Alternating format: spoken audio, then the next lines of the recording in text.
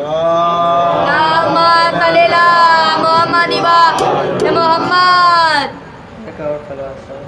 اللهم صل على محمد وعلى محمد. اس قدر سوکھے گلوں کا رن میں حملہ ہو گیا، اس قدر سوکھے گلوں کا رن میں حملہ ہو گیا، خنجروں کو جانے سے جانے کا خطرہ ہو گیا، خنجروں کو جانے سے جانے کا خطرہ ہو گیا، لے کے تو چلو میں پانی ڈوبے مر اے ہرملا، لے کے تو چلو میں پانی ڈوبے مر اے ہرملا، لے کے تو چلو میں پانی ڈوبے مر اے ہرملا، ایک بچے سے سر میدان رسوا ہو گیا، ایک بچے سے سر میدان رسوا ہو گیا، اس لیے ہر تعزیے کے ساتھ رہتا ہے علم، اس لیے ہر تعزیے کے ساتھ رہتا ہے علم، اس لیے ہر تعزیے کے ساتھ رہتا ہے علم، یہ نہ کوئی کہہ سکے بھائی اکیلا ہو گیا، یہ نہ کوئی کہہ سکے بھائی اکیلا ہو گیا، سینکڑوں کو قتل کر کے رن میں بولے یہ حبیب، سینکڑوں کو قتل کر کے رن میں بولے یہ حبیب، سینکڑوں کو قتل کر کے رن میں بولے یہ حبیب. ایک صلوات پڑھ دو محمد.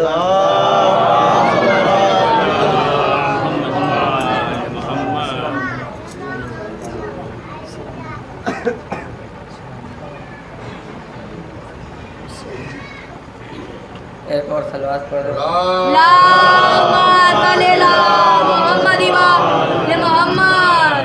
سینکڑوں کو قتل کر کے رن میں بولے یہ حبیب، سینکڑوں کو قتل کر کے رن میں بولے یہ حبیب، کیا سمجھ رکھا ہے تم نے شیر بوڑھا ہو گیا، کیا سمجھ رکھا ہے تم نے شیر بوڑھا ہو گیا. ایک صلوات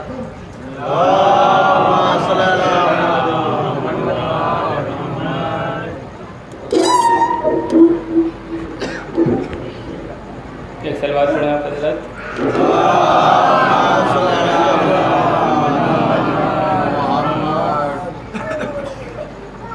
عمل کیا ہی نہیں تو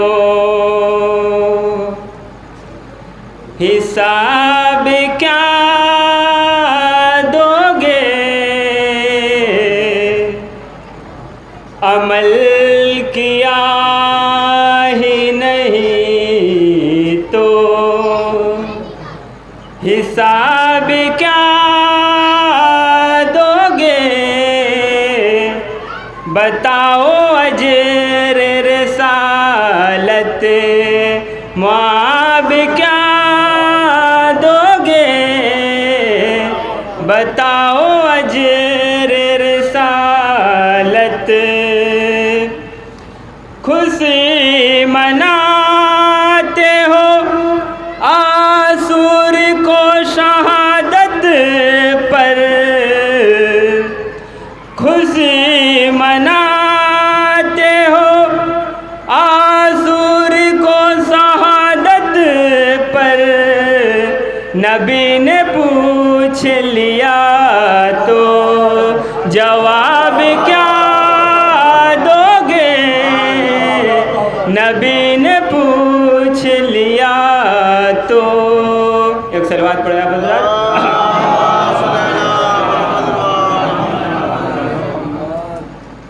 اے کرب و بلا تجھ سے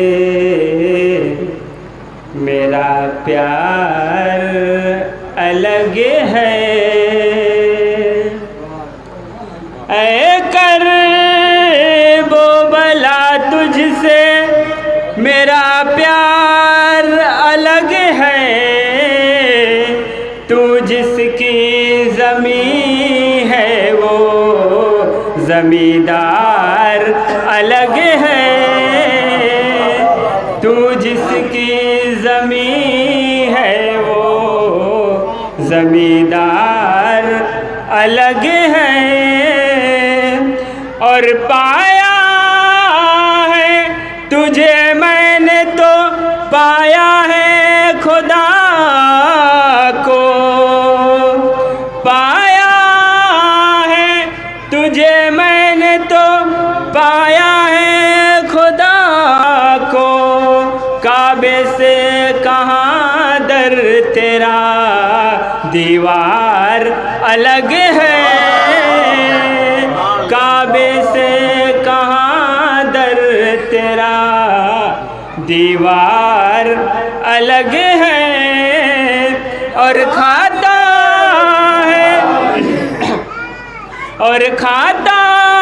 ہے زمین سے بھی اٹھا کر کے تبرک، اے کرب و بلا تیرا نمک کھار الگ ہے، اے کرب و بلا تیرا نمک کھار الگ ہے، اور تیروں کا بتاتا ہے تبسم سے لرزنا، تیروں کا بتاتا ہے تبسم سے لرزنا، ہونٹوں سے جو چلتی ہے وہ تلوار الگ ہے، ہونٹوں سے جو چلتی ہے وہ تلوار الگ ہے، اور یہ سوچ کر بھی ہار گیا شام کا حاکم، یہ سوچ کر بھی ہار گیا شام کا حاکم، بیٹی کی کہاں باپ سے گفتار الگ ہے، بیٹی کی کہاں باپ سے گفتار الگ ہے، اور بے وقت اذاں کانوں سے کہتی ہوئی گزری، بے وقت اذاں کانوں سے کہتی ہوئی گزری، قیدی تیرے زنجیر کی جھنکار الگ ہے۔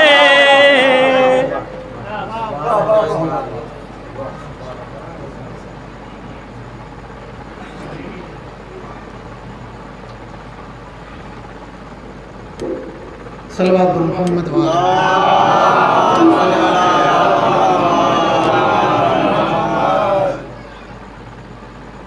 مولانا کو آواز دینے سے پہلے 4 مصرے پیش کرتا ہوں، سماعت کریں۔ جناب زینب کی گفتگو کر رہے تھے، جناب سید سجاد کی گفتگو کر رہے تھے۔ جناب زینب جب یزید کے دربار میں پہنچی ہیں اور یزید سے خطاب کیا ہے، جناب زینب نے تو اس انداز میں خطاب کیا ہے کہ تاریخ ملے گی تیرے چہرے پہ سیاہی، تاریخ ملے گی تیرے چہرے پہ سیاہی، تھوکیں گے تیری قبر پہ غیرت کے سپاہی، تاریخ ملے گی تیرے چہرے پہ سیاہی، تھوکیں گے تیری قبر پہ غیرت کے سپاہی، دیں گی تیری ذلت کی سب اقوام گواہی، اب آ ہی گئی ہوں تو کروں گی یہاں شاہی، اب آ ہی گئی ہوں تو کروں گی یہاں شاہی، کر دوں گی قلم مفتی کاذب کے قلم کو، گھر گھر میں لگا دوں گی میں غازی کے علم کو، گھر گھر میں لگا دوں گی میں غازی کے علم کو۔ عصمت سے بنا ہے میرے شبیر کا پیکر، تو نار ہے وہ نور کی تنویر کا پیکر۔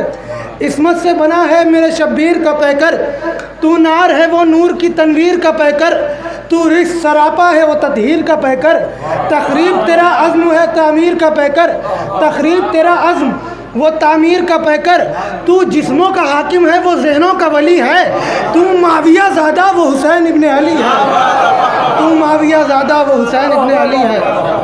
آئیے انہی مصروں کے زیر سایہ گزار ہوں استاد محترم حجت الاسلام عالی جناب مولانا اعجاز حسین رضوی صاحب سے کہ تشریف لائیں اور اپنے نورانی بیان سے مومنین کے قلوب کو منور فرمائیں۔ صلوات پڑھ دیں استقبال میں محمد والد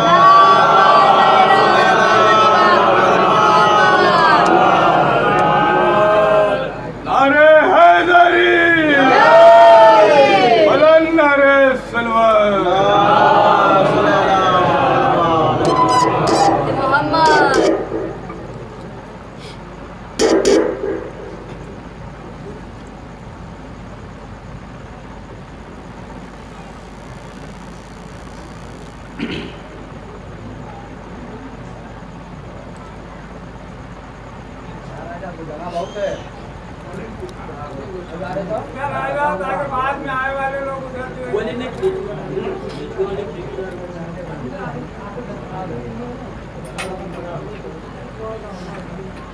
رحم اللہ من قرأ الفاتحہ۔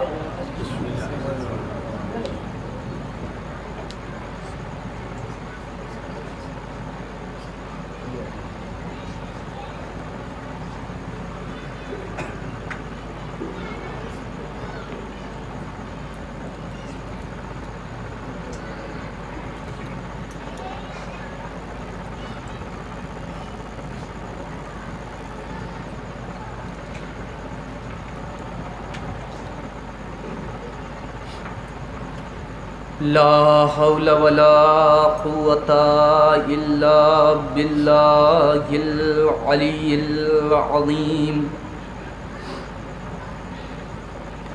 أعوذ بالله السميع العليم من الشيطان اللعين الرجيم۔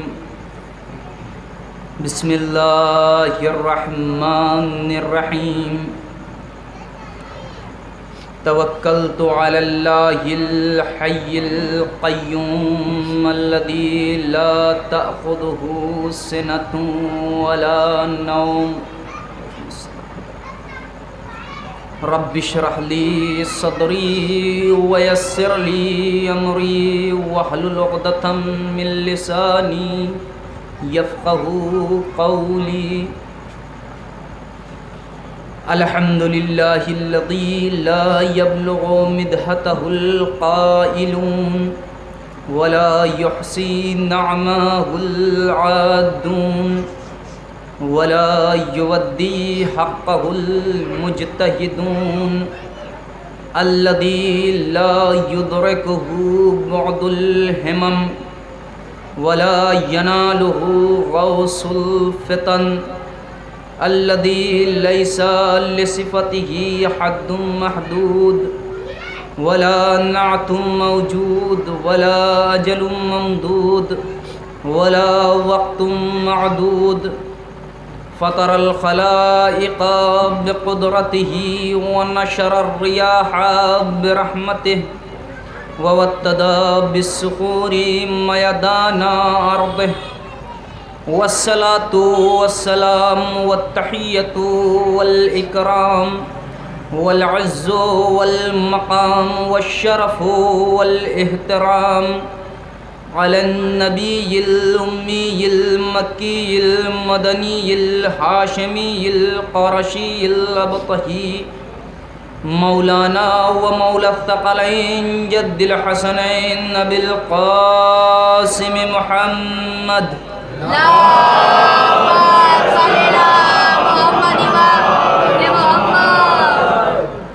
وآلہ الطیبین الطاہرین المعصومین المنتجبین المنتخبین الذين أذهب الله عنهم الرجس وطهرهم تطهيرا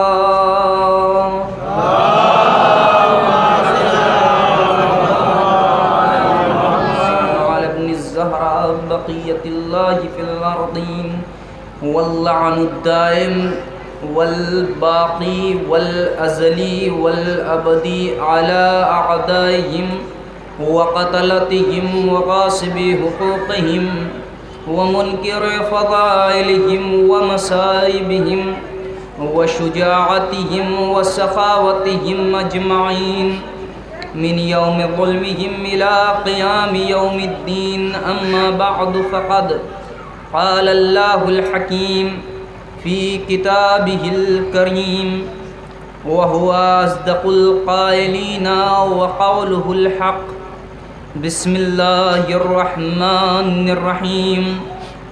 إنا هديناه السبيل إما شاكرا وإما كفورا. صلوات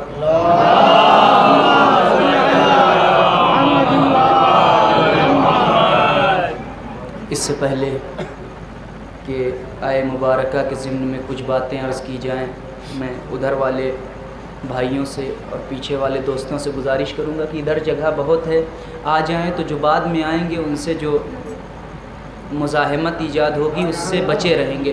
پلیز آ جائیں، جگہ بہت ہے. صلوات پڑھ کے آگے آ جائیں. محمد والے آ جائیے، آپ بھی آ جائیے. آئیے قریب آئیں، ہمارے سمجھ سکیں گے ہمیں. یہ دوریاں تو غلط فہمیاں بڑھاتی ہیں.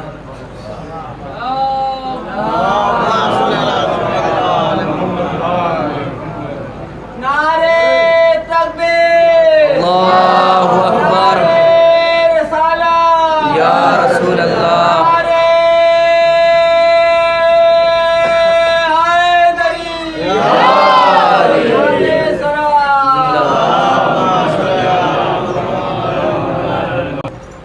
حاضرین گرامی قدر، معزز سامعین، بزرگان قوم اور بستی کے نوجوان دوستوں، جس آیت مبارکہ کو گفتگو کا عنوان بنایا گیا ہے، سورہ مبارکہ انسان جسے سورہ دہر بھی کہا جاتا ہے، اس کے ابتدائی فقرات ہیں جس میں بشریت کی فطرت سے خدا خود بشر کو آگاہ کر رہا ہے اور کہہ رہا ہے انا ہدیناہ السبیل، ہم نے اس انسان کو راستے کی ہدایت کر دی. اما شاکرم و اما کفورا، پھر اب اختیار اس کے ہاتھوں میں ہے، چاہے تو شاکر بن جائے اور چاہے تو کافر بن جائے. ہم نے ہدایت دے دی ہے اور اسے راہ راست کی طرف متوجہ کر دیا ہے. اب پھر اس کے بعد خود اس کی ذمہ داری ہے. میں اسی لیے کہہ رہا ہوں اگر ادھر آ جائیں تو بار بار سب کو بتانا نہیں پڑے گا. آپ ادھر آئیں، جوانوں کی طرح بڑھ کے آگے آ جائیں، صلوات پڑھ لیں محمد و آل محمد.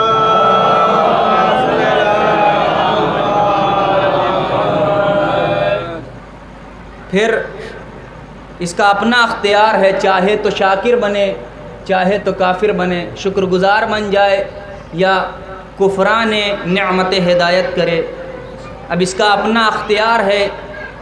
ظاہر سی بات ہے کہ اگر میں پھر سے آج اس گفتگو میں یہ بات دہرا دوں کہ میری گفتگو ہمیشہ چاہے گزشتہ رہی ہو یا آج کی یا آئندہ جو بھی گفتگو ہوں گی وہ ہمارے ہمسن اور کمسن بھائیوں کے لیے ہوں گی، اور بزرگوں سے معذرت کے ساتھ وہ جانتے ہیں، مزاج سے واقف ہیں اور خود تجربے بھی زیادہ رکھتے ہیں، پڑھے لکھے باصلاحیت افراد ہیں. اس لیے میں گفتگو صرف ہمسن اور کمسن افراد کے لیے ہی کرتا ہوں۔ یہاں پر اگر ٹھہر کر، اس آیت پر ٹھہر کر تھوڑی دیر کے لیے سوچا جائے اور فکر کی جائے تو آپ کو ایک نقطۂ نظر ہے جو سمجھ میں آئے گا۔ تھوڑی دیر کے سوچنے کے لیے ایک نقطہ ہے آیت کا کہ اللہ نے کھلے ہوئے لفظوں میں کہا انا ہدیناہ السبیل، بے شک ہم نے راستے کی ہدایت کی ہے، اما شاکرا و اما کفورا، چاہے وہ شاکر بنے یا کفران نعمت کر جائے۔ اب یہ بتاؤ میرے جوانوں کہ کیا اللہ نے ہدایت کی ہے یا ہدایت کے لیے اس نے ایک سلسلہ قائم کیا ہے جس میں کبھی آدم آئے، کبھی نوح آئے، کبھی ابراہیم آئے، کبھی اسماعیل آئے، کبھی انبیاء و مرسلین کے بعد ائمہ طاہرین آئے؟ ہے یا نہیں؟ اللہ خود آیا تھا ہدایت کرنے؟ کہا نہیں، اللہ ہدایت کرنے نہیں آیا تھا۔ پھر ہدایت کون کر رہا ہے؟ کہا کبھی آدم کر رہے ہیں، کبھی نوح کر رہے ہیں، کبھی ابراہیم کر رہے ہیں، کبھی موسیٰ کر رہے ہیں، کبھی عیسیٰ کر رہے ہیں، کبھی ذوالکفل کر رہے ہیں، کبھی کوئی کام انبیاء کر رہے ہیں، نام خداوند عالم اپنا کر رہا ہے۔ کام نبی کر رہے ہیں، خداوند کریم نام اپنا کر رہا ہے۔ بھائی ہدایت تو آدم کر رہے تھے، پروردگار تو کیوں اپنے آپ کو ہادی بن رہا ہے؟ ہدایت تو آدم کرنے آئے تھے، ہدایت تو نوح کرنے آئے تھے، زمین ہموار آدم نے کی، کشتی نوح نے چلائی، ابراہیم نے آگے بڑھایا، اسماعیل نے آگے بڑھایا، پیغمبر نے دین کو کامل کیا، یہ سب آئے تھے دین کے لیے۔ پروردگار تو بتا ہدایت تیری کیسے ہو گئی؟ اور یہ پروردگار کہہ رہا انا ہدیناہ السبیل، سبیل کے راستے کی ہدایت تو ہم نے کی ہے۔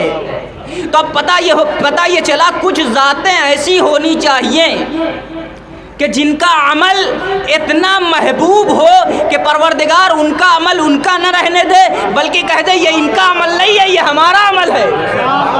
اور کر رہے عزیزان گرامی، کچھ ذاتیں ایسی ہونی چاہیے جن کا عمل خود پروردگار کے نزدیک اتنا پسندیدہ ہو جائے کہ پروردگار اب ان کے عمل کو اپنا عمل کہنے لگے۔ ہم نے تاریخ میں تلاش کرنا شروع کیا تو انبیاء کے علاوہ بھی کچھ ذاتیں ایسی نظر آئیں جن کا عمل خود پروردگار عالم کہہ رہا ہے اب ان کا عمل نہیں ہے۔ بسم اللہ الرحمن الرحیم، والضحی واللیل اذا سجا ما ودعک ربک وما قلی وللآخرۃ خیر لک من الاولی ولسوف یعطیک ربک فترضی الم یجدک یتیما فآوی ووجدک عائلا فاغنی۔ دو ذاتوں کا تذکرہ ہوا ہے اس چھوٹے سے سورہ میں۔ پہلی ذات ہے خدیجہ، دوسری ذات ہے ابو طالب۔ پہلی ذات ہے خدیجہ، دوسری ذات ہے ابو طالب۔ مال خدیجہ نے بانٹا، اللہ کہہ رہا خدیجہ نے نہیں، اے پیغمبر تمہیں ہم نے امیر کیا۔ وَوَجَدْكَ عَائِلًا فَأَغْنَىٰ، قرآن کہہ رہا ہے اللہ نے تمہیں تنگ دست پایا اور اس کے بعد بے نیاز بنایا۔ اب بتاؤ تاریخ میں کس نے پیغمبر کو مال دیا؟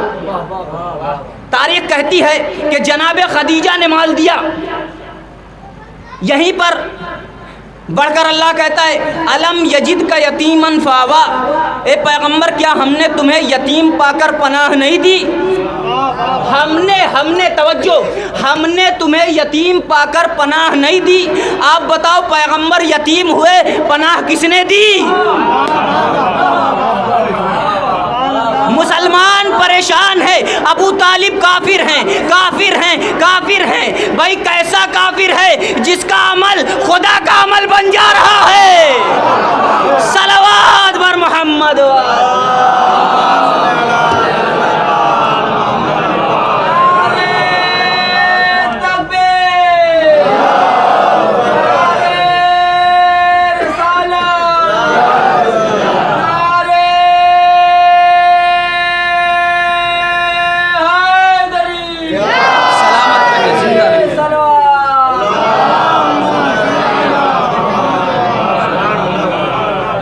اور فرما رہے ہیں ایمان و کفر کی بات اب تو ہونی ہی نہیں چاہیے۔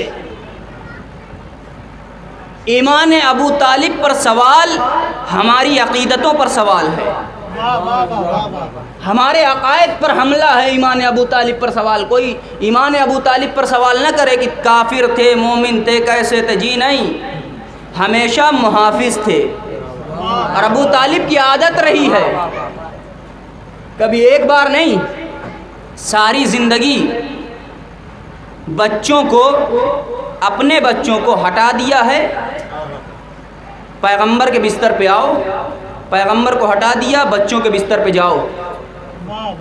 عادت رہی ہے جناب ابو طالب کی، کیوں؟ تاکہ اگر کوئی حملہ کرے رات کی تاریکی میں تو میرے اپنے بچے مر جائیں، قتل ہو جائیں، لیکن محمد بچ جائے نہیں، دین کا رہنما اور ہادی بچ جائے۔ بھتیجے کو نہیں بچا رہے تھے، دین کے لیڈر کی حفاظت کر رہے تھے۔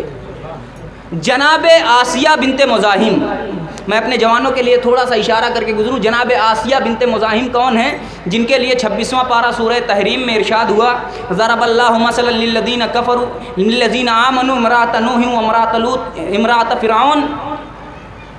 اللہ نے ایمان والوں کے لیے ایک ذات، دو ذاتوں کے لیے تذکرہ ہے، ایک جناب آسیہ بنت مزاحم اور دوسرا جناب مریم۔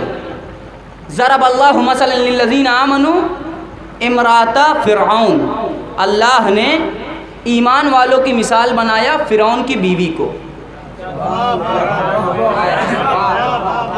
26واں پارہ ہے سورہ تحریم میں، جا کے اٹھا کے پڑھ لیجئے گا، صرف 11 آیتوں کا سورہ ہے، اگر پڑھیں گے تو مجھے بھی ثواب مل جائے گا۔ 11 آیتوں کا سورہ ہے، اللہ کہہ رہا ہے اللہ نے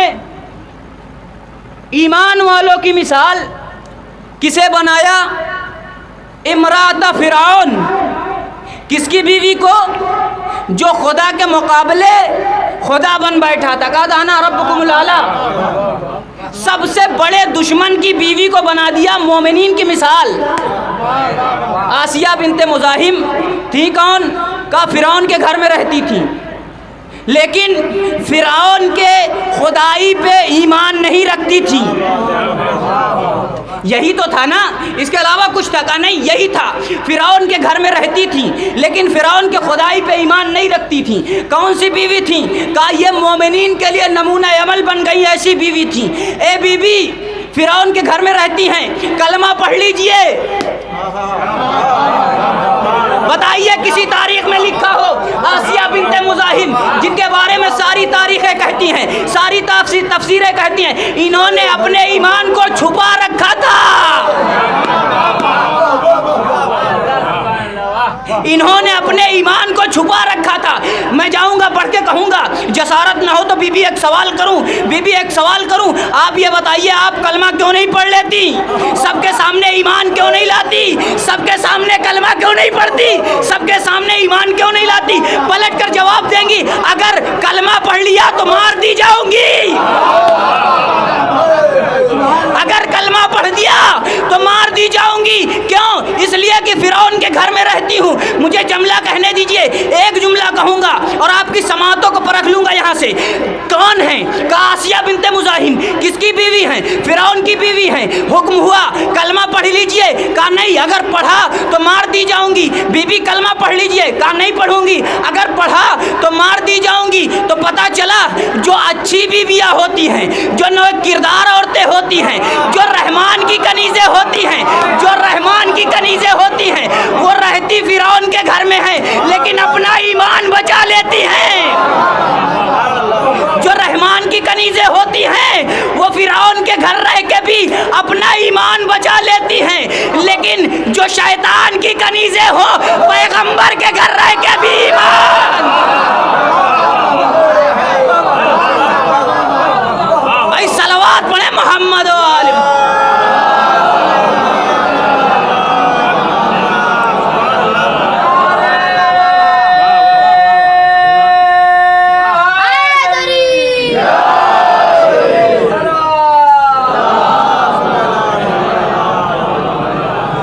سلامت رہیں۔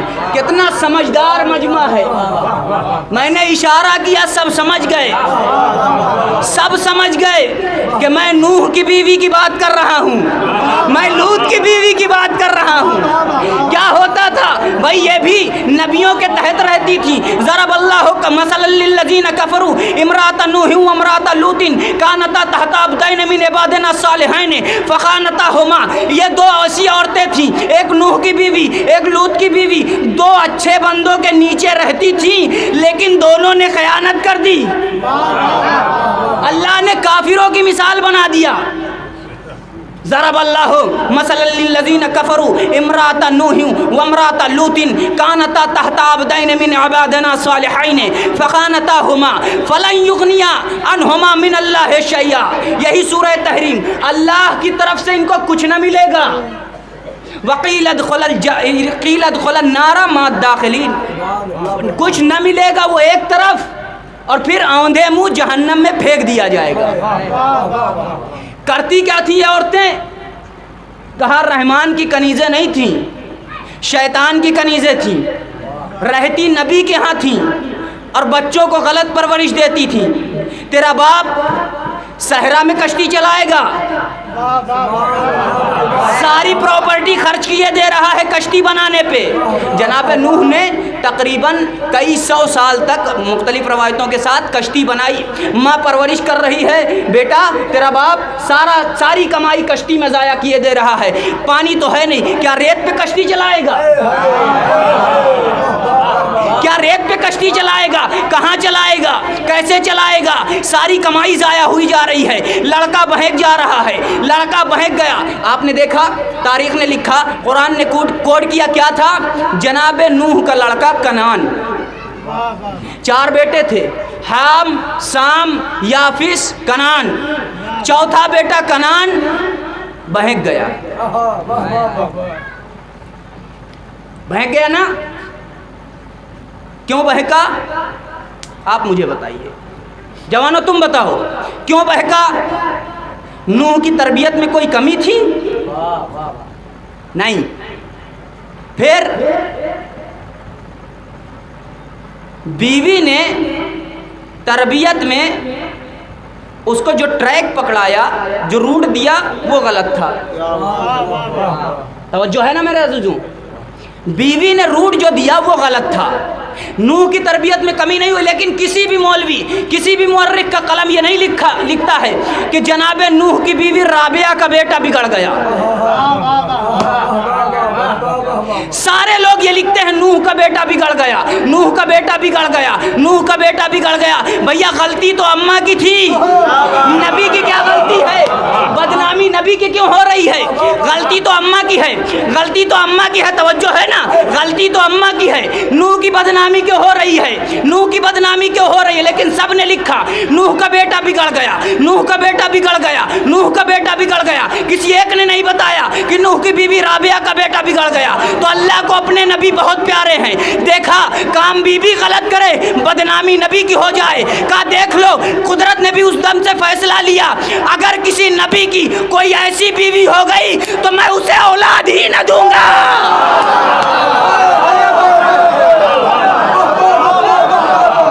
صلوات بر محمد۔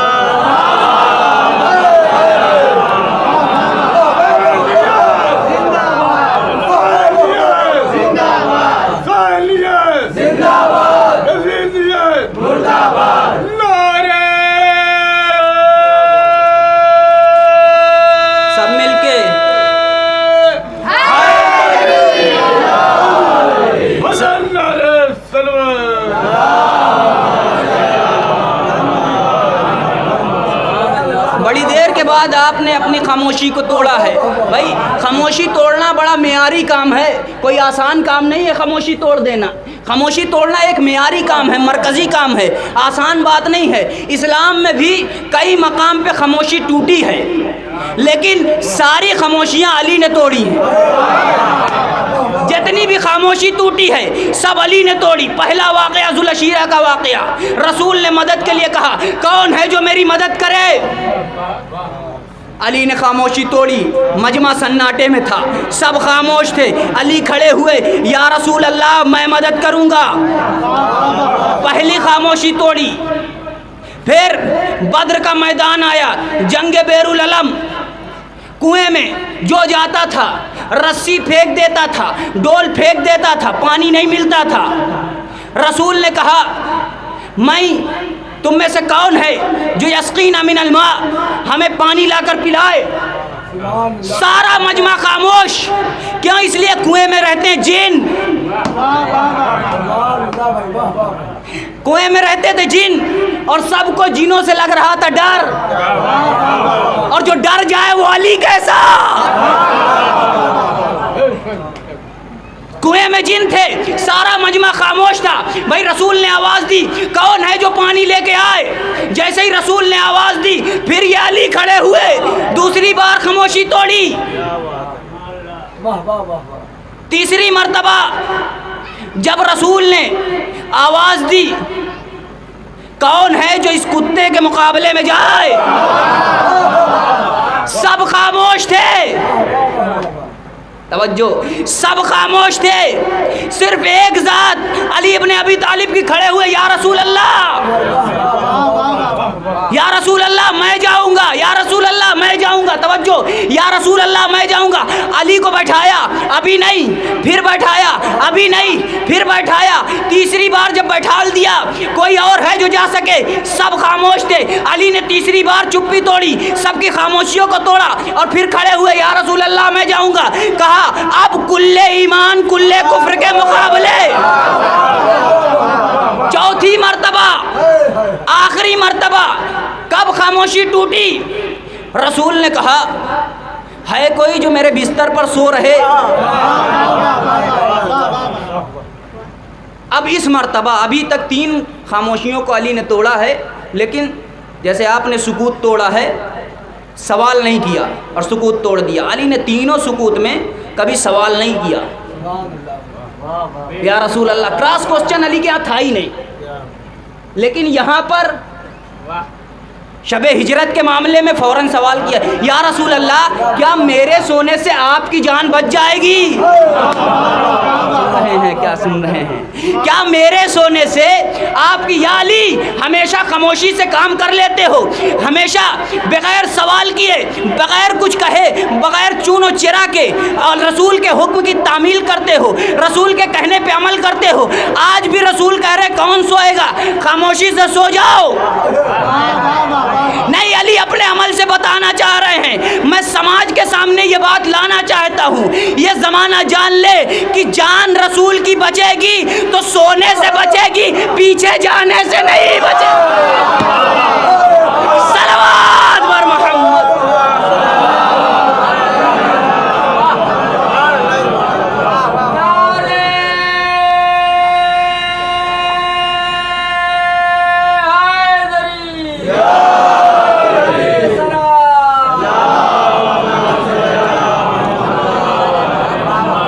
عزیزان ایمان، سامعین گرامی قدر، ابو طالب کے ایمان کا سوال ہی ہماری غیرتوں کا سوال ہے، ہماری غیرتوں کے بارے میں للکارا جانا ہے۔ ایمان ابو طالب کا سوال اگر کوئی ہو تو درجات کے بارے میں سوال کرنا، ایمان و کفر کا مذاکرہ نہ کرنا۔ کفر اور ایمان وہاں تولا جاتا ہے جہاں کوئی مقابلہ اور مقایسہ ہو، یہاں تو ایمان کا کوئی مقابلہ ہی نہیں ہے۔ ہر لمحے رسول کی مدد، ہر لمحے رسول کی کمک۔ بھائی آغاز سے میں شروع کرتا ہوں، جتنی دور تک پہنچ پایا وہیں تک پہنچوں گا، اور انشاءاللہ اگر حیات نے موقع دیا تو بعد میں گفتگو ہوتی رہے گی۔ آغاز ہوا اسلام کا، سب سے پہلا مجمع اکٹھا کیا گیا، حکم ہوا قرآن کی جانب سے وَأَنذِرْ عَشِيرَتَكَ الْأَقْرَبِينَ، اپنے خانوادے والوں کو ڈرائیے۔ حکم ہوا، واقعہ موجود ہے ذہنوں میں بزرگوں کے، جوانوں کے لیے ایک سرسری طور پہ گزروں۔ حکم ہوا اپنے قرابت داروں کو ڈرائیے۔ ذو العشیرہ، اسی عشیرتک الاقربین سے جس سے ذو العشیرہ کہا گیا، واقعہ سارا ذہنوں میں ہے، لیکن اشارہ اس لیے کر رہا ہوں اپنی بات پہنچانے میں مدد ملے گی۔ پیغمبر نے جب حکم خداوندی پایا فوراً علی ابن ابی طالب کو خانوادے والوں کے دروازوں پہ بھیجا، جاؤ اور سب کو دعوت دے آؤ۔ گئے مولائے کائنات اور ہر گھر میں دعوت دے کے آ گئے۔ آئے لوگ، صدر اسلام سے چلا آ رہا ہے، لوگ جہاں پر تبرک اچھا ملنے والا ہو، جہاں پر انتظام کھانے کا ہو، وہاں مجمع دیکھ لیجئے، ہے نا؟ دعوت دی گئی، جملہ سنتے جاؤ، 3 دن تک دعوت دی گئی تھی، بس پیغام کے طور پہ سن لو۔ 3 دن تک دعوت دی گئی تھی، 1 بار نہیں، 2 بار نہیں، تیسری بار بھی بلایا گیا، لیکن 2 دن تک پیغمبر کی بات نہیں سنی گئی۔ تیسرے دن جناب ابو طالب کھڑے ہوئے اور وہ ترچھی نگاہوں والے کو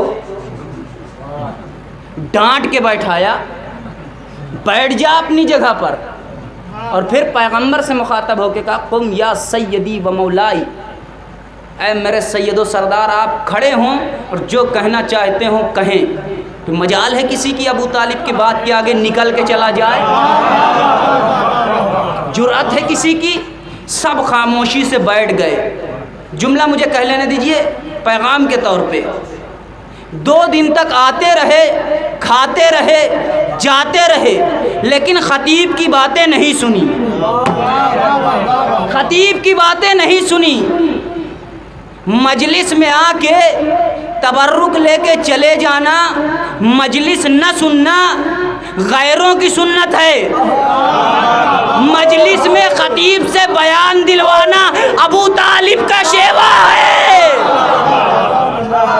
اعلان ہوا اپنے 40 رشتہ داروں کو بلاؤ، علی آئے، دعوت دی، بھائی سارے رشتہ دار آئے۔ اب مجھے انصاف سے بتائیے یہ واقعہ جو ہوا ہے میرے جوانوں کہاں پہ ہوا تھا؟ کہاں پہ ہوا تھا؟ شہر کون سا تھا؟ یہ میرا چھوٹا بھائی کہہ رہا مکہ، صحیح ہے، آپ لوگ مانتے ہیں مکہ۔ اور مکے میں گھر کس کا تھا؟ مکے میں گھر کس کا تھا؟ بزرگوں آپ بتائیے، جناب ابو طالب کا گھر۔ گھر کس کا؟ جناب ابو طالب کا۔ شہر کس کا؟ اللہ کا۔ نہیں پہنچی نہیں، میرا مجمع پہنچا نہیں۔ وہ شہر مکہ جہاں اللہ کا خود اپنا گھر موجود ہے، جہاں اللہ کا، میں یہاں مجلس پڑھ رہا ہوں، محرم بھائی کا اپنا گھر موجود ہے، انہوں نے اپنے گھر میں مجلس کروا لی۔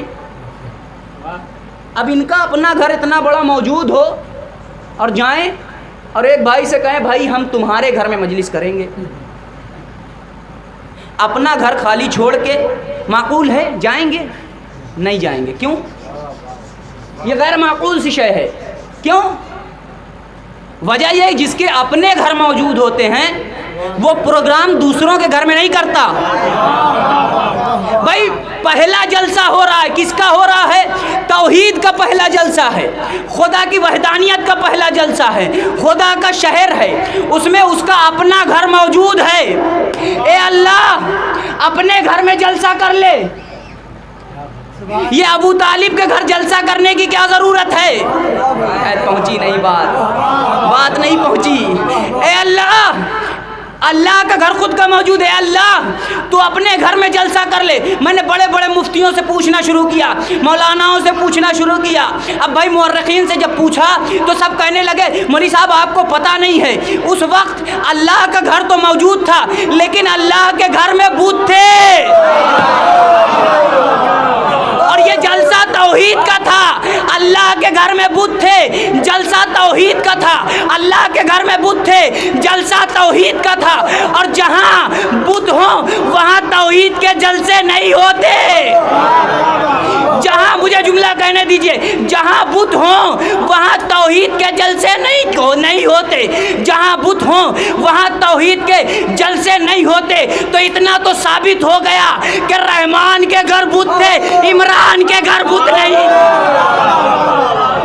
صلوات پڑھے محمد۔ ایک اور مل کے صلوات پڑھیں۔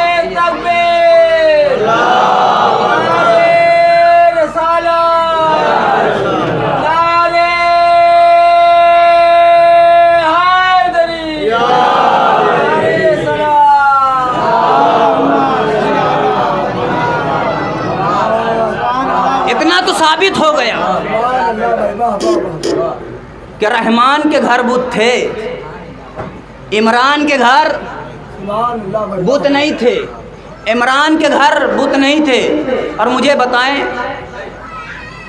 یہ جو دعوت ہو رہی تھی ذوالعشیرہ کی، اس میں کھانا کس نے بنوایا تھا؟ آپ بتائیں، کھانا کس نے بنوایا تھا؟ آج کی زبان میں عرض کروں، لنگر کس کے گھر کا تھا؟ جو خدا توجہ، جو خدا اپنے پیغمبر کے ذریعے سے مسلمانوں پہ احکام عائد کرے اور اس میں یہ کہے کہ تمہیں غیروں سے، کافروں کے ہاں نہیں کھانا ہے، وہی خدا اپنی توحید کے پہلے جلسے میں خود پیغمبر کو کھلائے۔ نہیں، پیغمبر ہی نہیں کھا رہے ہیں بلکہ دعوت کر کے اوروں کو بھی کھلا رہے ہیں۔ کھانا کس کے ہاں بنا؟ لنگر کس کے ہاں رہا؟ کہ ابو طالب کے گھر، ابو طالب کے گھر کھانا بنا۔ تو میں ہاتھوں کو جوڑوں گا، اے پروردگار، اے بنی اسرائیل کے بدماشوں کو منہ و سلوہ نازل کرنے والے اللہ، وہ اپنی ان کی بدقسمتی کہ کبھی پیاز مانگی، کبھی سبزی مانگی، نازل تو منہ و سلوہ ہوتا تھا، لیکن ان کی اپنی بدقسمتی، اے بنی اسرائیل کے بدماشوں پر منہ و سلوہ نازل کرنے والے اللہ، تیری توحید کا پہلا جلسہ ہے، تیری وحدانیت کا پہلا جلسہ ہو رہا ہے، اجلاس پہلا ہے، یہاں بھی آسمان سے منہ و سلوہ نازل کر دے۔ تیرے لیے کیا مشکل ہے؟ تو چاہے تو کر دے گا، تو چاہے تو ملک بھیج دے گا، تو چاہے تو فرشتہ بھیج دے گا۔ ارے تیری کیا بات کی جائے، تیرے منتخب کردہ اگر کہہ دیں تو کھانا آتا ہے، آتا ہے، نہیں آتا ہی نہیں بلکہ جاتا بھی ہے۔ کبھی یتیم کی صورت میں لے جائے گا فرشتہ، کبھی مسکین کی صورت میں لے جائے گا، کبھی اسیر کی صورت میں۔ دنیا وہ ہے جو منہ و سلوہ کی فرمائش کرے، اہل بیت وہ ہیں جن کی روٹیاں آسمانوں پہ جائے۔ اللہ تو نازل کر سکتا ہے، کھانا نازل کر دے۔ یہ کیا ہے؟ ابو طالب، ارے کافر کے گھر کھلوا رہا ہے، ابو طالب کے گھر کھلوا رہا ہے، آسمان سے نازل کر دے، کوئی بہترین مرغ بھیج دے، کوئی بہترین گوشت بھیج دے۔ پروردگار آواز دے گا، نادان تجھے نہیں معلوم، جلسہ میرا ضرور ہے لیکن میں چاہتا ہوں کسی منصوبے کے تحت کام کروں۔ میں حکیم ہوں، میں منصوبے کے تحت کام کروں گا۔ میں پہلے ہی دن سے علی کے گھر کا نمک کھلا رہا ہوں، میں پہلے ہی دن سے علی کے گھر کا نمک کھلا رہا ہوں تاکہ کل مسلمان علی سے نمک حرام ہی نہ۔ صلوات بر محمد۔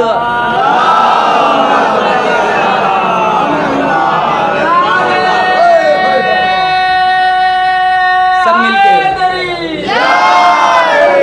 سلامت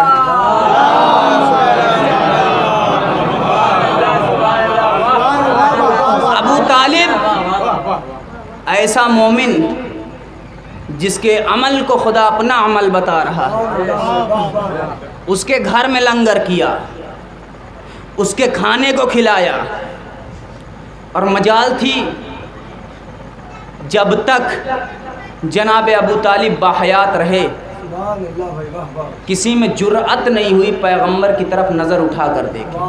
میں نے عرض کیا تھا گزشتہ مجلس میں، کسی میں جرأت نہیں تھی، لیکن ادھر جناب ابو طالب اس دنیا سے رخصت ہوئے، جس کے لیے جناب پیغمبر گرامی نے خود کہا کہ یہ سال عام الحزن ہے۔ کیوں؟ اس میں دونوں ذاتیں، جناب خدیجہ بھی اور جناب ابو طالب بھی، دونوں ذاتیں اس دار فانی سے کوچ کر گئی تھیں۔ جناب ابو طالب اس ذات کا نام ہے جس کے فرزند کو ابو تراب کہتے ہیں، ہے نہیں؟ مانتے ہیں؟ بس گفتگو یہیں سے اپنی آخری مرحلوں تک پہنچ جائے گی۔ جناب ابو طالب اس ذات کو کہتے ہیں، خود ابو طالب ہیں، بیٹا ابو تراب۔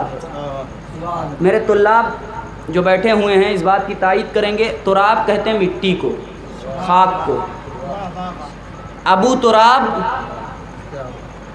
مٹی کا باپ۔ اور یہ ابو تراب وہ والا نہیں ہے جو عرب کا دستور تھا کہ بھائی جب بچے کو گود میں لے کے سب سے پہلے ماں نکلتی تھی، جس چیز پہ پہلی نظر پڑی اسی کے اعتبار سے نام رکھ دیا۔ یہ ان کا سسٹم تھا، ان کا طریقہ تھا، طریقہ کار یہی تھا کہ ماں بچے کو آغوش میں لے کے نکلی، جس چیز پہ سب سے پہلی بار نظر پڑی اسی کا نام رکھ دیا۔ باہر نکلی، دیکھا بلی ہے تو ابو ہریرہ رکھ دیا۔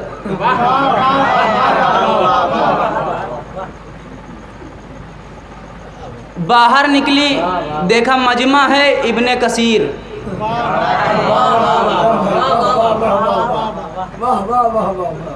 باہر نکلی، دیکھا ایک عربی چلا جا رہا ابن عربی۔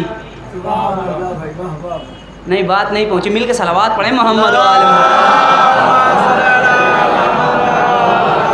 زمانہ کہیں گمان نہ کر لے کہ کہیں اسی عنوان سے رکھا گیا، جی نہیں، واقعہ ذہنوں میں موجود ہے، مجھے واقعہ نہیں پڑھنا ہے۔ بڑھیا آئی، اس کا تیل جو لے کر آئی تھی زمین پہ گرا۔ جب زمین پہ گرا تو اب سرکار جو بیٹھے ہوئے تھے مسند کو چھین کے پہنچ گئے تھے،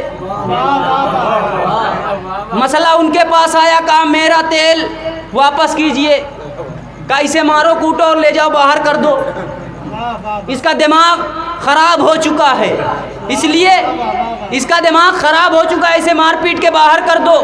قضیہ پہنچا اصلی وارث تک، آئے انگوٹھا ٹیکا اور کہا اے زمین اس کا لیا ہوا سارا تیل واپس کر۔ زمین کی کیا مجال تیل جو واپس نہ کرے؟ ابو تراب ہیں، باپ اگر بیٹے کو حکم دے بیٹا نافرمانی نہیں کرتا، باپ اگر بیٹے کو حکم دے بیٹا نافرمانی نہیں کرتا۔ اب زمین میں جانا ہے سب کو، سب کو زمین میں جانا ہے، سب کو زمین کے اندر جانا ہے۔ کوئی آج جا رہا ہے، کوئی کل جا رہا ہے، کوئی آگے جائے گا، کوئی گزشتہ میں جا چکا ہے۔ ہمیں تمہیں سب کو جانا ہے۔ جانا کہاں ہے؟ زمین کے اندر جانا ہے۔ کسے جانا ہے؟ ہمیں بھی جانا ہے، آپ کو بھی جانا ہے، اور ابو طالب بھی گئے ہیں۔ چار مصرے پڑھتا ہوں، فیصلہ آپ کے ہاتھوں میں۔ بھٹکتا کفر کی راہوں میں اپنے آپ لگتا ہے، بھرا سینے میں تیرے اے مسلمان پاپ لگتا ہے۔ بھٹکتا، پوری توجہ، بھٹکتا کفر کی راہوں میں اپنے آپ لگتا ہے، بھرا سینے میں تیرے اے مسلمان پاپ لگتا ہے، بھرا سینے میں تیرے اے مسلمان پاپ لگتا ہے۔ تو ابو طالب کو کافر کہنے والے یہ فضیلت سن، وہ رشتے میں نصیری کے خدا کا باپ۔ یہاں تک آ گئے ہو تو یہ چار مصرے جس کے لیے میں نے کہا ہے جناب ابو طالب بھی زمین میں گئے ہیں، آپ بھی زمین میں جائیں گے، میں بھی زمین میں جاؤں گا، سب زمین میں جائیں گے۔ تو زمین میں جانے کے لیے اب جب زمین میں گئے ہیں تو فیصلہ کون کرے گا؟ میں بھی زمین میں، آپ بھی زمین میں، ابو طالب بھی زمین میں۔ خیر وہ منائے جو علی کے دشمن ہیں۔ علی کا باپ زمین میں جائے گا تو علی اولاد کو حکم کرے گا۔ صلوات پڑھیں مل کے محمد والے۔ ایک اور صلوات پڑھ دیں محمد۔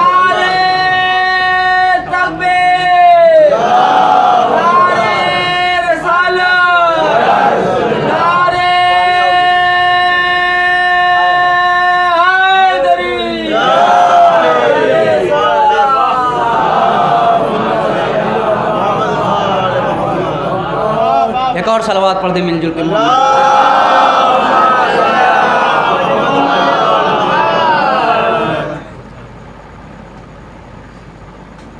یہ ابو طالب جب زمین میں جائے گا تو علی جس کا باپ ہے اسے حکم دے گا اسے فشار قبر نہیں ہونا چاہیے۔ خیر تو تمہاری اولاد سے دشمنی کر کے، باپ سے دشمنی کر کے اولاد کی آغوش میں جانا ہے، نتیجہ تمہارا کیا ہوگا یہ تم خود سوچو۔ جناب ابو طالب کے بارے میں کہنے والے پہلے اپنے بارے میں سوچیں۔ کسی نے آ کے خود امیر کائنات سے سوال کر لیا، علی ابن ابی طالب علیہ السلام سے۔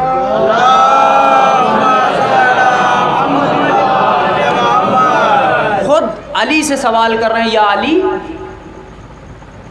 آپ کے باپ نے تو کبھی کلمہ پڑھا ہی نہیں،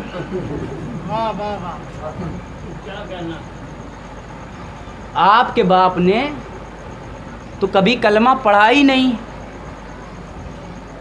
آپ کے باپ تو جہنم میں ہوں گے۔ توجہ ہے نا، آپ کے باپ تو جہنم میں ہوں گے کیونکہ آپ کے باپ نے تو کبھی کلمہ پڑھا ہی نہیں۔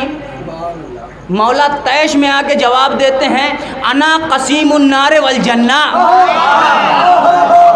میں جنت و جہنم کا بانٹنے والا ہوں، تم اپنے باپوں کی فکر کرو، میرا باپ میرا حصہ۔ صلوات بر محمد وال۔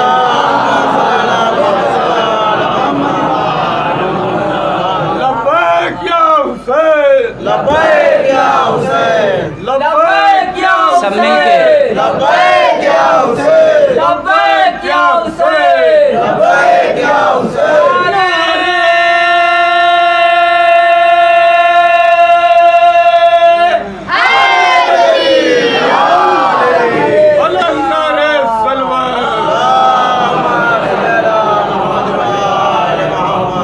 بس عزیزان گرامی، جناب ابو طالب کو جو کافر کہا جا رہا ہے اس کی ادنا سی علت یہ ہے کہ ابو طالب سے سب سے بڑی دشمنی کا سبب یہ ہے کہ ابو طالب نے محمد کو پروان چڑھایا۔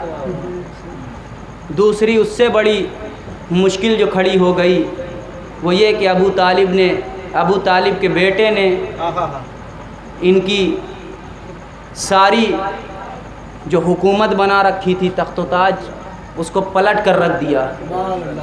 اور میں یہ اپنے سے نہیں کہہ رہا ہوں، منبر پر بات کرتا ہوں تو ذمہ داری کے ساتھ۔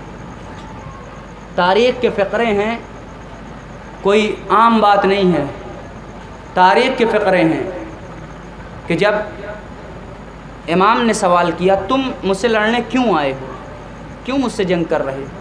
آخری خطبہ امام حسین کا مقتل کربلا میں، اس میں امام حسین سوال کر رہے ہیں تم مجھ سے کیوں لڑنے آئے ہو؟ کیا میں نے حلال محمد کو حرام کیا؟ کیا میں نے حرام محمد کو حلال کیا؟ کیا میں نے دین میں کوئی تبدیلی کی؟ کیا میں نے کوئی دین میں چینجنگ تبدیلی کی؟ جواب ملا نہیں۔ پھر کیوں مارنے آئے ہو؟ پھر کیوں قتل کرنے آئے ہو؟ بہت سادہ سا جواب آیا، بغضاً لأبیک، تمہارے باپ کی دشمنی میں۔ اور جب یہ قافلہ حسینی جو کربلا کے پیغامات کو کوفہ و شام میں عام کرتا ہوا شام کے دربار تک پہنچ گیا تو یزید کھڑا ہو کے مست حالت نشہ میں تخت پہ کھڑا ہو کے ناچتے ہوئے، فقرہ ہے تاریخ کا، ناچتے ہوئے کہتا ہے اے بدر میں مارے گئے لوگوں، اپنے باپ دادا کو مخاطب کر کے، آؤ دیکھو میں نے تمہارے خون کا بدلہ علی کے لال سے لے لیا۔ یہ قافلہ حسینی ہے جس میں سر نیزوں پہ ہے۔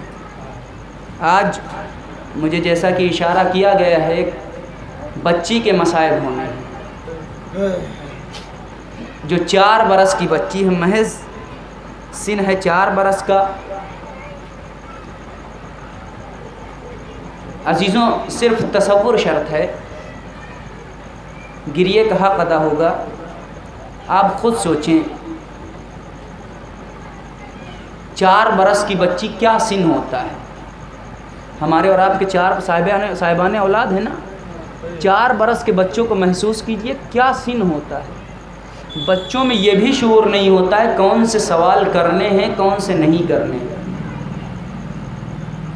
حسین آخری رخصت کے لیے آئے،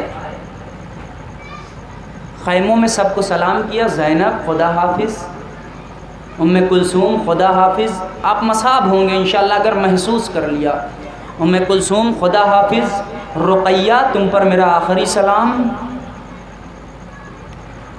اماں کی کنیز فضا تم پر میرا آخری سلام۔ اتنا کہہ کے مقتل لکھتا ہے کہ حسین چاہتے ہیں کہ نکلیں، خیمے سے برآمد ہونا چاہتے ہیں، لیکن بیویوں کو ابھی تک آسرا تھا۔ جانتے ہیں کیا آسرا تھا؟ علی اکبر گئے، مولا عباس گئے، قاسم و اون محمد گئے، لیکن بیویوں کا آسرا تھا ابھی حسین زندہ ہے۔ بیویاں اس آسرے میں تھیں، ابھی حسین زندہ ہے، لیکن اب یہ آخری آسرا بھی بیویوں کا جا رہا ہے۔ مقتل لکھتا ہے بیویوں نے حلقہ بنایا، حسین کو دائرے میں لے لیا، حلقے کے اندر حسین ہیں، حسین بڑھنا چاہتے ہیں، بیویاں حلقہ بنائے ہوئے ہیں، پردہ اٹھتا ہے گر جاتا ہے، اٹھتا ہے گر جاتا ہے۔ راوی کہتا میں نے دیکھا 7 مرتبہ خیمے کا پردہ اٹھا ہے اور گر گیا ہے۔ میر انیس عجب جملہ کہتے ہیں، فقرہ کہتے ہیں، میر انیس کہتے ہیں شبیر برآمد ہوئے یوں خیمے کے در سے، ارے جس طرح نکلتا ہے جنازہ بھرے گھر سے۔ جزاکم ربکم خیر الجزاء، اجرکم اللہ، اجرکم اللہ۔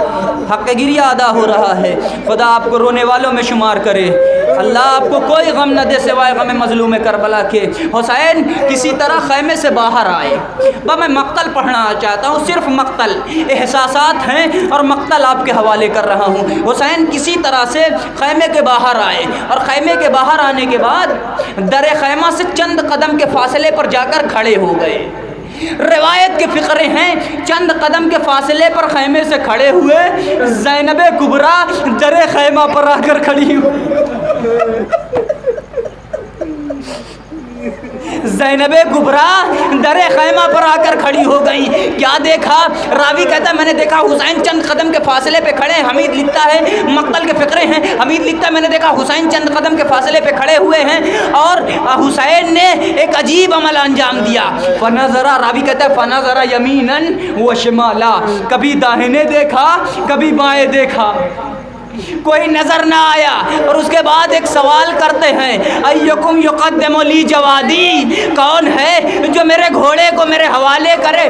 زینب جو در خیمہ پہ کھڑی ہوئی تھی ایک مرتبہ آگے بڑھی، آگے بڑھ کے کہتے بھیا ابھی زینب زندہ ہے۔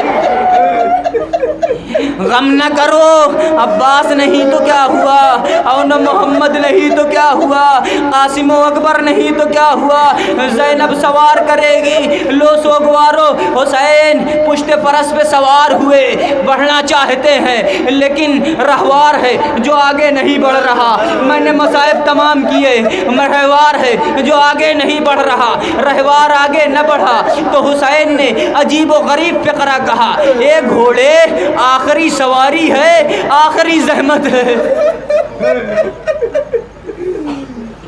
یہ اسب با وفا آخری زحمت ہے، اس کے بعد کوئی زحمت نہ ہوگی۔ شاید زبان بے زبانی میں رہوار نے کہا ہو، اے مولا کیسے بڑھوں سمو سے سکینہ۔ پشت فرس سے زمین کربلا کی طرف دیکھا، کیا دیکھا؟ ایک ننھی سی جان رہوار سے لپٹی ہوئی کہہ رہی ہے، بابا کے گھوڑے جو بھی صبح سے گیا ہے پلٹ کر نہیں آیا۔ حسین زمین کربلا پر واپس آئے، پھر مقتل نے نہیں لکھا دوبارہ حسین کیسے سوار ہوئے۔ بچی نے فریاد کی، بابا بابا جا تو رہے ہو لیکن ایک آخری مرتبہ سینے سے لگا لو۔ 4 برس کی بچی، تصور شرط ہے، 4 برس کی بچی باپ سے کہہ رہی ہے، بابا آخری بار اپنے سینے پہ سلا لو بابا۔ حسین کربلا کی جلتی ہوئی ریت پہ لیٹ گئے، سکینہ کو سینے سے لگایا، کیسی نیند، کیسا سکون۔ آواز دی، نیند آئے گی جب آپ کی بو پاؤں گی بابا، میں رات کو مقتل میں چلی آؤں۔ فرمایا نکلتی نہیں سیدانیہ باہر، سینے پہ سلائیں گے تمہیں آج سے مادر، ہم جاتے ہیں جہاں سوتے ہیں بھیا علی اصغر۔ میں پورا مرثیہ نہ پڑھ پاؤں گا آزادارو۔ جناب امام حسین نے جناب سکینہ کو سمجھایا، بچی جدا ہوئی، لو سوگوارو حسین چلے، مقتل ختم ہوا، حسین کا سر ہے بچی کے ساتھ ساتھ ہے۔ کوفہ سے شام، شام کا بازار طے ہوا، شام سے زندان، زندان میں آئی، بچی کا امتحان ہو چکا، بچی زندان میں آ گئی۔ عجب نئی تاریخ نے لکھا ہے، ایک مرحلہ وہ آیا جب بچی نے اپنے بابا کو خواب میں دیکھ لیا۔ کیا دیکھا؟ اس کا باپ ہے جو آیا ہے، پیار کر رہا ہے، میری لاڈلی دکھ ختم ہوئے، غم تمام ہو گئے، اب تمہارا بابا جلدی تمہیں لینے آئے گا۔ جیسے ہی بچی نے باپ کو خواب میں دیکھا، آنکھ کھل گئی۔ عجب نہیں، جیسے ہی آنکھ کھلی، جیسے ہی آنکھ کھلی بچی گھبرا گئی، گھبرا کے دیکھا باپ نظر نہیں آتا ہے۔ اے پھوپھی اماں، ابھی ابھی تو میرا بابا یہی موجود تھا۔ اے پھوپھی اماں، ابھی تو میرا بابا یہی تھا۔ زینب نے سینے سے لگایا، آوازیں گریا نہ تھمی، یزید کے کانوں سے آواز ٹکرائی، عجیب تسلی دی گئی، تشتے طلا میں سر رکھا، بچی کے لیے بھیجا، اللہ کسی بچے کو یہ منظر نہ دکھائے۔ 4 برس کا سن، ننھی سی جان۔ جزاک اللہ، جزاکم ربکم، بس آخری فقرہ۔ 4 برس کا سن، ننھی سی جان، تشت میں باپ کا سر۔ ارے جیسے ہی دیکھا بابا آ گیا، ارے بچی نے بڑی تیزی کے ساتھ باپ کے سر کو اٹھایا، آغوش میں لیا۔ اے بابا، کس نے تمہاری شہرگ گردن کو کاٹ دیا میرے بابا؟ من الذی قطع وریدک، اے بابا کس نے آپ کی شہرگ گردن کو جدا کیا؟ اے بابا آپ کی داڑھی کو خون سے خضاب کس نے کر دیا میرے بابا؟ 4 برس کی بچی، تصور شرط ہے، آخری فقرے۔ اے بابا، اے بابا کس نے آپ کی داڑھی کو خضاب کیا؟ اے بابا آنکھیں تو کھولو بابا، بابا دیکھو، ابتے لتمونی، بابا آنکھیں کھولو، دیکھو تمہاری بچی کو تماچے مارے گئے، ابتے ضربونی۔ اے بابا آنکھیں کھولو، دیکھو تمہاری بیٹی کے درے لگائے گئے، بابا میرا دامن جل گیا، بابا عید پہ درے پہنائے تھے، عید پہ گوشوارے پہنائے تھے، بابا ظالم لے گیا۔ ارے مظلوم کربلا کوئی جواب نہیں دے رہے ہیں. اسی اثنا میں بچی نے رخسار پہ رخسار رکھ دیا. اب جو نیند آئی سید سجاد اٹھے, شانہ ہلایا, زینب بڑھی, اے بیٹا سجاد تمہاری بہن داغے تیرا, اے سجاد سکینہ.